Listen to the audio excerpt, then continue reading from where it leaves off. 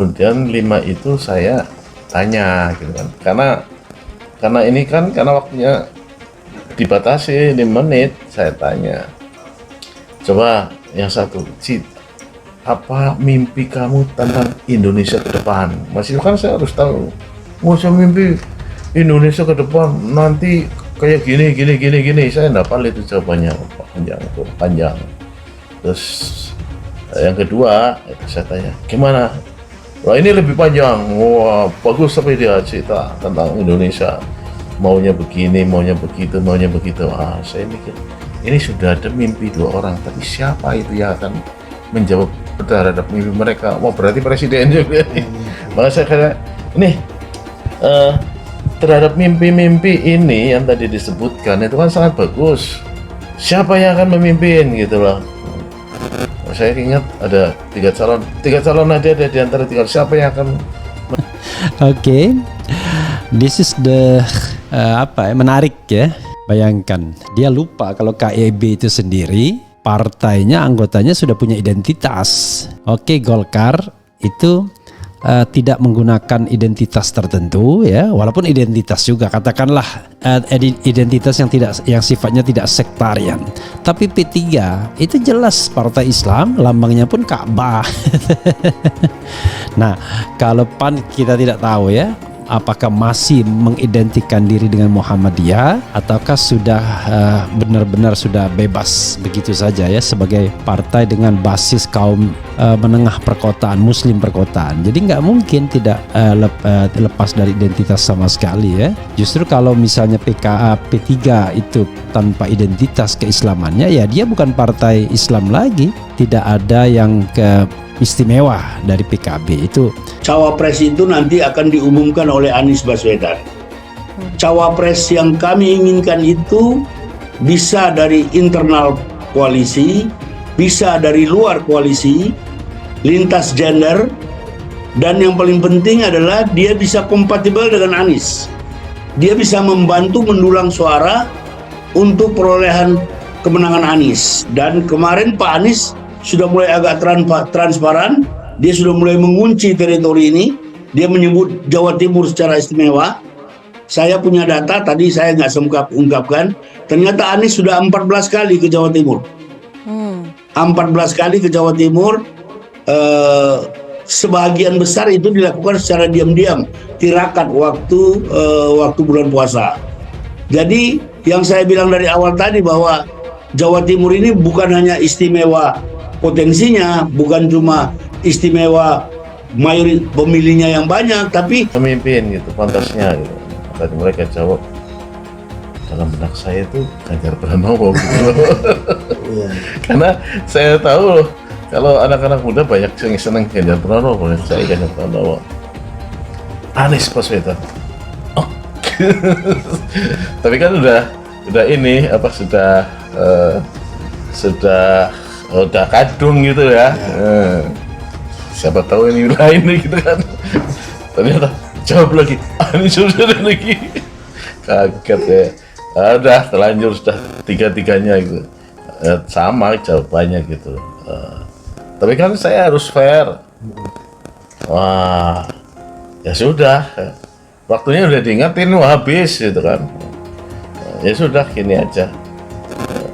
Ya sudah, tidak masalah, kamu tetap aja, nanti kita jadikan ajudan milenial ya, pilihan beda, tidak masalah gitu. Itu yang harus kita pahami ya. Oke sahabat daerah sekalian, tapi coba kita bacakan ya. Jadi lucu, Anies Baswedan ini seolah-olah incumbent. Jadi incumbent yang rame-rame dikeroyok. Jadi dikeroyok oleh kubu istana ya, itu dengan 7 partai politik yang bergabung. Nah satu-satunya yang tidak mengeroyok dia adalah adalah Nasdem yang sudah mendeklarasikan. Yang lainnya mengeroyok ya. Cukup aneh, padahal KIB nanti dia akan bersaing dengan Prabowo Subianto juga kalau seandainya Erlangga mau maju, bersaing juga dengan Ganjar Pranowo kalau seandainya PDIP mau maju. Tapi barangkali karena merasa dari kolam yang sama, istimewa juga kandidat-kandidat yang berasal dari Jawa Timur. Kita tahu di Jawa Timur itu ada banyak sekali tokoh yang tadi Rio sudah ungkapkan, dan itu bagian dari penggodokan yang sedang dilakukan oleh kita bersama Pak Anies baik dalam tim 8 maupun pimpinan-pimpinan partai nanti suatu saat ketemu, dan pada hari dan bulan yang baik kita akan umumkan capres kita. Dari mana?